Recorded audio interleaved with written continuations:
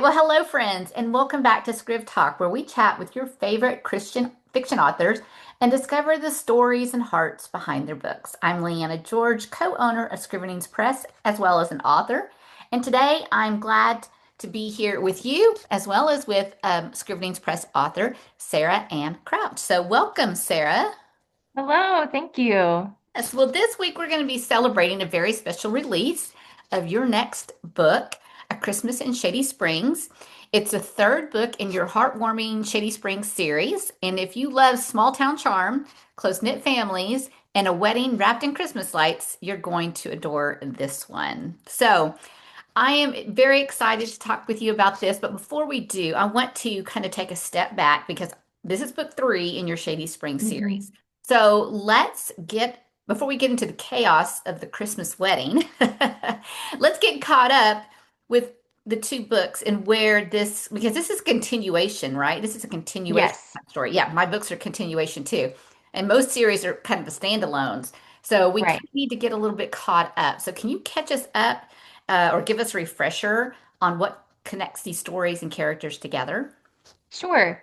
So, in my Shady Springs series, the books all take place in a fictional town in Northwest Arkansas that's kind of a combination of Prairie Grove, where I grew up, and a couple other small towns in the area. And the stories follow different family members. So Okay. there's Madeline, then there's her mom, Catherine or Kate, and her dad Henry, and then also her aunt Clara. And Okay. those are sort of the main characters. So their family ties the whole series together. Okay. Um, Book one focuses on Madeline. At the beginning of the story, she has been very hurt by some church members in Shady Springs and by her dad, Henry, who left when she was little. Mm. And so that first book is about forgiveness. Um, and then the second book really focuses on Henry and Catherine. And now by the third book, Madeline and AJ are getting married. Okay. And so the first book is A Summer in Shady Springs. Yes, Second one was A Homecoming in Shady yes. Springs. And this one is A Christmas in Shady Springs. And there's still one more to come, which we will talk about after we finish dissecting all of Shady Christmas in Shady Springs. So let's start with Madeline because she's a very creative and heartfelt and let's just admit it, she's a perfectionist, right? Yes, yeah. But what inspired her character originally, and how has she grown by the time we reached book three? So I knew that I wanted to write a story about an artist who came to faith, became a Christian through the process of painting a mural of Okay. Jesus. So she, in the first book, is really wrestling with forgiving um, God, forgiving Christians and forgiving her father. Mhm. So that's really, I mean, she's in a completely different place by the third book. Right. In the second book, she is wrestling with the idea of marriage and do I really want to get married because my parents' marriage fell apart. And now she's decided, yes, I do want to get married. But she has this identity of herself as an artist. Mhm. And she wants to show I'm all in on this marriage. So I want my wedding to reflect our love that we have for each other, as well as my own personality. And what she wants in her head is not what she actually gets. And Mhm. she has to learn how to reconcile reality with, what she had hoped for. Okay. That sounds like you're writing my life because that it took me the longest time to let go of my perfectionism and hmm my high expectations and realize that, this is reality and what I have in my head isn't always going to come to pass. And I need to be Yeah. okay with that, right? Yes. It is so hard. So it'll be good to see how she grows and as she lets go of this of this perfection. So Yeah. But let's talk about AJ because everybody loves a swoon-worthy, love interest. But he's also facing a big transition as well. Hmm. He's stepping Hmm. into ministry while also preparing for marriage. And what drew you to call, what drew you to write him, AJ, as a somebody who's learning to balance calling, commitment, and family life? Yeah.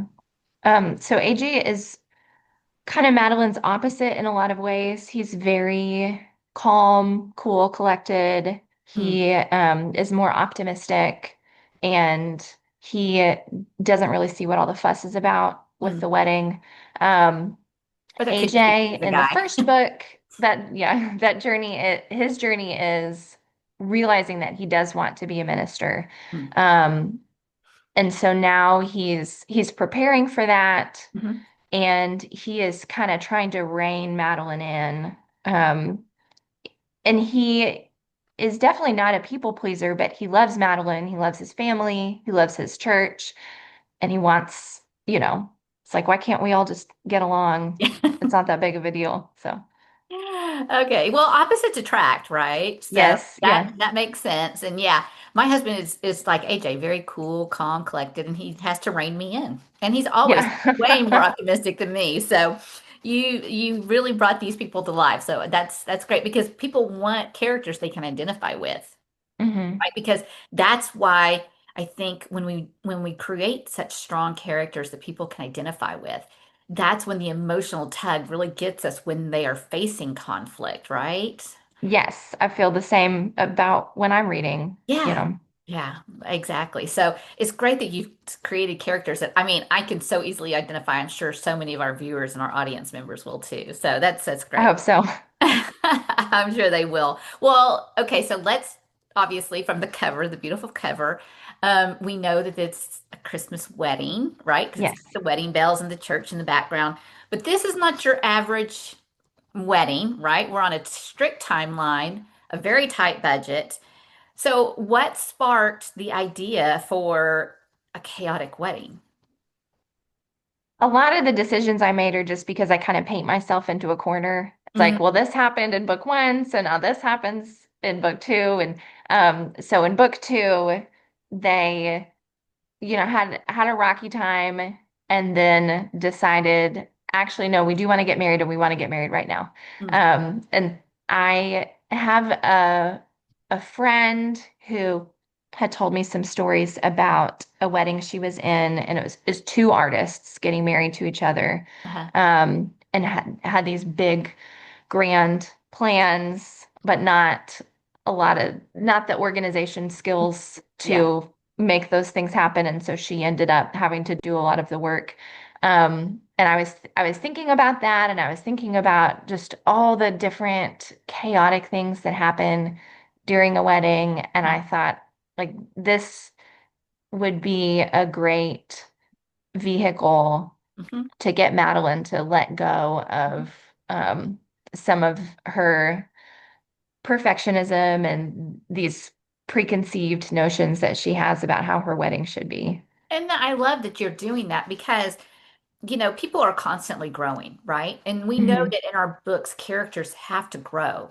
But if you've already grown her to a point with forgiveness and stuff in the first two books, right? We still need to Hmm. see her growing. And we all know that once you Yeah, become a Christian, it doesn't just, you don't change overnight, right? right. You're still going to be dealing with stuff. And can God deal with those right away and take them out of your life? Absolutely. Hmm. But we're still always growing. And once he cleans something else up, then there's something else he's got to work on, right? And Right. so it's good that I love that you have made her this person who is still growing, still learning, and still dealing with stuff. Because I think that's true to life. Yeah. Yeah. So obviously you're married. Uh, Yes. how long have you been married? 15 years. 15 years. That's wonderful. Yeah. So did you have any wedding moments that maybe made it into the book or that maybe you want to share with us? None of we had one big one, and it didn't make it into the book, but so the man who married us, the Mhm. preacher, I did not know about this until after the wedding, but he told my husband the morning of that he had really severe vertigo. And he said, I need you to watch me. And if I start to fall over, just like grab a chair and I'll sit down and we'll finish the ceremony Oh, seated. And thankfully, he made it through. But afterwards, we had friends tell us like that was such a short ceremony. I loved it so much. You just, you got in and out, and it was perfect. So, that's awesome. That's awesome. yeah. Yeah, I'm sorry, it's not awesome, but it No, does thankfully make for he's a fine good now. He's doing every. very well. Oh, good. But Makes for a great yeah. wedding story, right? I mean, we Yeah. all love that's I mean, that's what we love about weddings is we love the stories that come out of it. And Yes, very every relatable. wedding usually has one. I mean, come on, if you don't, Yes. how fun Hmm. was it actually? So, um, yeah, so um I love listening to people's stories and Me using too. to Yeah. I'm always like, oh, just the other day somebody was saying something like, oh, I am so using that. Yes. Now, if I can remember it, that will be even better. But Yeah, you gotta watch out when you're talking to authors. you do, because you never know what's going to come up in a story. Okay, so we've talked a lot about that. The story really leans into the theme of letting go of perfection and choosing grace Mhm. instead. How do you explore that tension between Madeline's artistic vision and the deeper heart lessons God's teaching her? I really just, it's my job as an author to throw all kinds of terrible things at my characters, Yep. and that I did my best to pull a lot of stories of chaotic weddings Mhm. to draw from that, and just throw a lot of difficult situations at Mhm. them. Really, I mean, from the beginning, they can't have the wedding date that they wanted. They have to get the invitations back. And it's just one thing after another over and over again until finally she realizes, like, I just gotta let it go. Right. Yeah. Yeah. It, it it's I know I have a question down here. It says you have invitation mix up to winter flu to a surprise ice Hmm. storm. So I mean that's you're throwing everything at this poor girl. I did my best. Yeah. I'm surprised she still likes you. Probably doesn't. Yeah. Because we all know they live in our heads, right? And Yes. she may Yeah. not talk to you for the next book, but yeah, we do. We have to, or else it would just, like you said, make a boring story. Yeah. And everybody knows it's through storms that we grow stronger, right? That's right. So if we Yeah. didn't give these things to our characters, they wouldn't grow and they wouldn't be characters we really want to associate with or connect with on a deeper level. Hmm. Um, so what faith themes were most important to you as you wrote the book and you wanted to weave them in? So I have two kind of life verses. Mhm. My power is made perfect, or your power is made perfect in my weakness, Mhm. or I guess it's God speaking. So my power Yes. is made perfect in your weakness. And the Second Corinthians 4, we have this treasure in jars of clay. Mhm. Um, because I mean, that is what Madeline gets from me is that I am constantly having to realize that I cannot do everything by myself, and I am not perfect, and I'm never going to be perfect, no matter how hard I try. Mhm. And that's okay because that shows God's power. It gives glory to God. Otherwise, I would be able to say that I did it all myself. Right. And so that was the theme that I tried to weave throughout is that God's power is shown through our imperfections, Mhm. and He can take any situation and turn it around. Um, Absolutely. that and that the marriage is more important than the wedding. Yeah. I think a lot of people get, and especially the girls, right? The brides to be, get Yes. so caught up in this. I mean, Hmm. my children have said, I have two adult daughters. And they have both said, we're not getting married. So just crushed my heart. And they said no grandkids. So just stab it a little bit more. Oh no. I know, right? My husband keeps saying they'll change their mind. They're still in their early Yeah. 30s. They'll change their mind. I'm like, okay. But I have two really dear friends who their daughters are getting married and they're letting me be part of that. I got to go wedding dress shopping and Oh, but as I fun. listen to them talk about the plans that their daughters are making, Yes. um, I realized, I mean, literally one of my friends said, I think she's getting too obsessed about the wedding itself and forgetting that she's marrying the man she loves. And I think Yeah. so many people get caught up in that because we just want this. Mhm. Well, I think there's a lot of um, comparison and pressure to look like everybody else's wedding that you see on social media, right? Yeah. We think we have Yeah. to have these fairy tale weddings with these Hmm. huge budgets that cost as much as a college education in part, Yeah. and and we get so caught up in all that, you forget what truly matters, and that is marrying Yes. your life. Yes, that's right. Absolutely. So I love that you are bringing that, especially in this day and age, because it's so important, for people who are getting married. I know it was hard for me, and I got married before Pinterest and Instagram were Mhm. really big. And I already felt that pressure, and I'm sure my mom felt the same way when she got married because you're watching all your friends get married and you want to have a nice wedding too, just Yeah. like your friends Uh, or your siblings.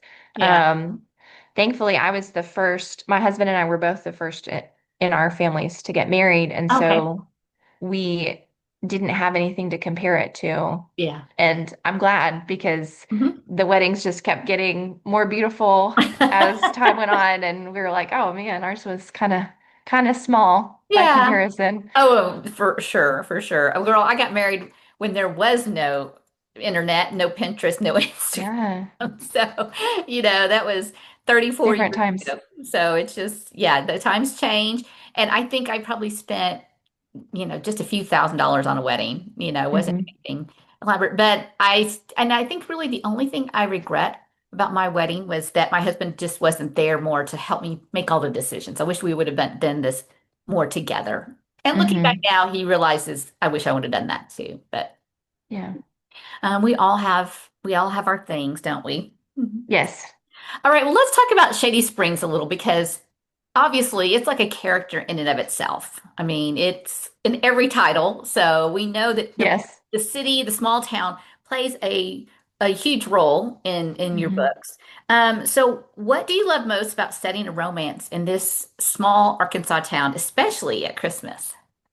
I So growing up in Arkansas, I was born in Texas, but most of my life I've lived in Arkansas, and I always wanted to read a book about my home state. There's not very many. We have John Grisham and Maya Angelou, and others, but we've got some other Scrivenings Yeah, authors I'll from just think of Arkansas. it. Uh-huh. Um, so when I was coming up with the idea for the first book, I was like, well, it has to be in Arkansas.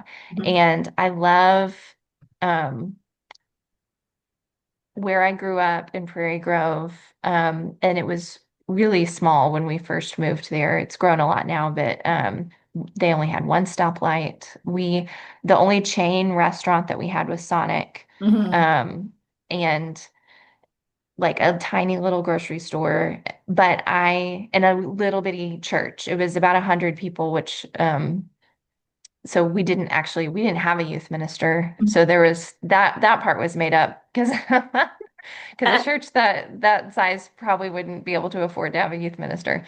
Um, so I think growing up in that town gave me that a unique perspective. And so I hope that it comes across that they're not real people, but it's based on a real place and real people that I really love. Sure. Um, so it's a lot of fun to kind of get to visit. Yeah. Well, I think, they always say, write what you know, right? Yes. And so I Yeah. think it comes through when you are so closely entwined with that place. We can go, Hmm. as authors, we can go and research and we can visit and we try to Yeah. make it as real to life as possible. But but when you set it in somewhere where you're very familiar, like my books were set in China and I lived there for 2.5 years. Yes. So I Yeah, knew what the smells and the sounds and what the laundry hanging out the window looked like, and that's so right. I knew all those things. So I think, and it made a difference because people were like, did you travel to China? Did you live there? After they read the book because it was so real. And so I'm sure your readers feel the same way about Shady Springs. So Yeah, that's I hope fun. so. I'm sure they do. Okay, so let's talk about writing. You're writing this book. What was the hardest scene to write, and what was the scene that was either the sweetest or made you laugh, or that kind of thing? The hardest, I think, is always when you are digging into the emotional Mm, stuff. Just because it can be, writing is hard. You're like pulling this thing out from yourself. right. And it's even more challenging when I'm trying to really get into the hearts and the heads of my characters. So there was a scene with, it was like premarital counseling with the preacher, Sam, and I had written it, and then Amy English, my editor, came back and was like, "We need a little bit more here, because there's really a lot going on that you can get into." Hmm. Um, and so I went back and did it again, and I feel like I did a much better job because of her Yeah. edits on that and her suggestions. But that's hard to. Yeah. It's like gut wrenching, you know? Yeah. It is. It's real. And there Yeah. are just some scenes that are hard for people, you Yes. know? But on the flip side, I Right. really enjoyed writing the fire scene. Okay. So, you'll have to, that's later in the book. So, Okay. Yeah. Don't it want to do was, too many spoilers, but yeah, yeah, give them a but little that one, tease. that one just like flew out of me. It was a lot of fun. Oh, I good. had to do a little bit more research on that to make sure I was writing it accurately, but Yeah. so watched a lot of YouTube videos for that Okay. one. Yeah. And I was thinking to myself this past weekend because we did our conference and just listening to all the different authors and what they write and how they have to research, right? Because Yes, authors will yeah. catch us if we don't do our research. Um, Right. I don't want that moment because I have that sometimes when I'm reading a book, especially if it's a child that doesn't sound authentic mhm. or something like a job that I've had in the past and I'm like, oh well that would never happen. Like you Right. never want to pull readers out of the story. So Exactly. Yeah. I try to do my best Yeah. to But, be I accurate. think that's what makes authors so interesting and so well-rounded, right? Because we have to do research on so many different aspects. And Yes. you may write different kinds of books, so you're going to learn, you might write one series that, the characters have to be veterinarians, so you go dig into veterinarian, Right. or you might write Yes. about different, a fire, and so you have to research fire. So I think authors are very well-rounded. And very curious. You have Yes. to be a curious person to be an author. Absolutely, absolutely. So, at the core, what is it you want readers to take away from Madeline and AJ's story? Once they close the book and they sit there and be like, what is it you want to go through their hearts and their minds?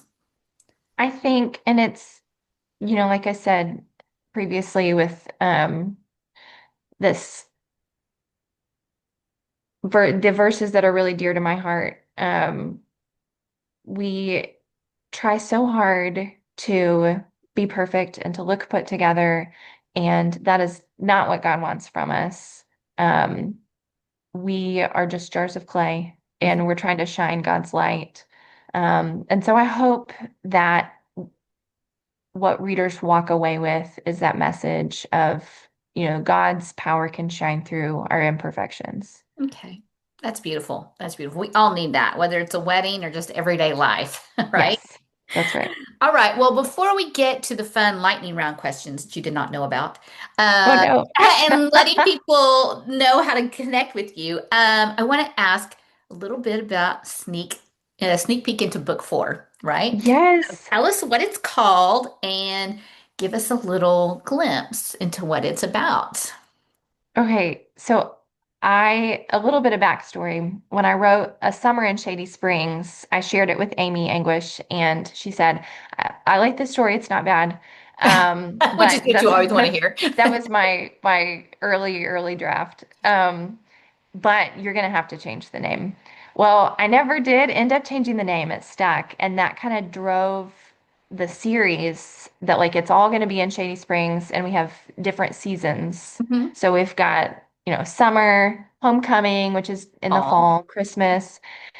I cannot have a book named Spring in Shady Springs because that sounds ridiculous. So it's New Beginnings in oh, Shady Springs. oh, okay. I Yeah, like and that. the main characters are Aunt Clara, who is probably tied for what she's one of my favorite characters. Oh, okay. It's Aunt Clara and then Henry is my other one. But Sam Sullivan, Hmm. the preacher at Shady Springs Church, is the male main character. Okay. Okay.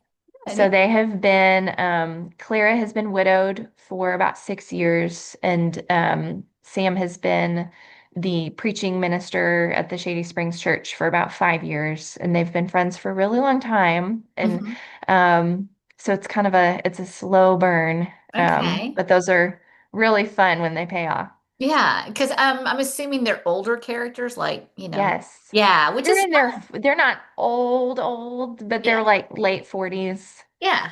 Yeah. So, Yeah. Because most people usually the characters are like in their 20s and their early yes. 30s, right? Yes. And so I Yeah. think it's now starting to kind of people are going, wow, we want books about people in their 40s or their 60s or Right, because that's who our readers are. yeah, So yeah, it's nice to see yourself in the characters. yeah, exactly, exactly. So, okay, well, good. We'll look forward to New Beginnings in Shady Springs, and that Yeah, releases do you in July of July. 26. Yeah, Okay, good. So you're busy at work on yeah, that, I'm sure. I am. Yes. Well, that'll be fun. All right, so I just have a few quick lightning round questions. They're just Okay. quick answers. You don't have to put a lot of thought into it, okay? Okay. Um, so Christmas cookies at a wedding reception, yes or no? Oh, yes. Yes. Yes. I love cookies. Okay, so which would stress Madeline out more, a missing bouquet or a missing caterer? A missing caterer. Yeah. Okay. Would you have a hot cocoa bar or a coffee bar at a wedding, winter wedding? Hot cocoa because I cannot drink coffee after about 4 p.m. Okay. So I All right. All right. So snowfall during the ceremony, magical or mayhem? well, in this case, I'm going to say mayhem. Okay. All right. Oh, this is a good one. Most likely to cry in the vows, Madeline or AJ? I think AJ. Okay. So, if Shady Springs had a signature December wedding dessert, what would it be? Well, I guess I'm stealing from real life here, but we used to always make sugar cookies, like shaped sugar cookies growing Uh-huh. up to take to the retirement home. So I Okay. think I'm going to go with the sugar cookies. Cookies. Oh, all Yeah. right. Good. All right. Last question. Honeymoon, where would they go? Snowy mountains or beachside resort? Beachside resort. I think they have had enough of the winter weather. Yeah, I'm sure they do. All right. Well, Sarah, thanks so much for joining Thank us you, and Liana. sharing your beautiful story with us. We're very excited. So, A Christmas in Shady Springs, everyone, is going to be available through Scrivenings Press. And the first two books we already have out, Summer in Shady Springs and Homecoming in Shady Springs. And if you want to read those books, we encourage you to grab those on Amazon and we encourage you to connect with Sarah. So, Sarah, tell us how our audience members can connect with you. Sure. I am on social media at Sarah Ann Crouch. So it's Sarah with an H, Ann with an E, Mhm. Crouch. Okay. And then my website is sarahanncrouch.wordpress.com. Okay. Oh, and my email is sarah@sarahanncrouch.com. So All right, wonderful. So it's like Anne with Green Gables, Anne with an E, that's right. Yeah, my right? mom likes extra letters. So we That's okay. That's okay. Well, if you love a heartfelt Christmas story, you are going to want to read Sarah's books. She also has a novella about love, so she is all about the romance, guys. So be sure to check yes. her books out, and then be sure to check back with us as I will be talking with another Scrivening Press author very soon. Make sure you subscribe to our channel, ScrivTalk channel, so you don't miss any notifications about when another author talk is up. And until next time, happy holidays. Bye bye. Bye.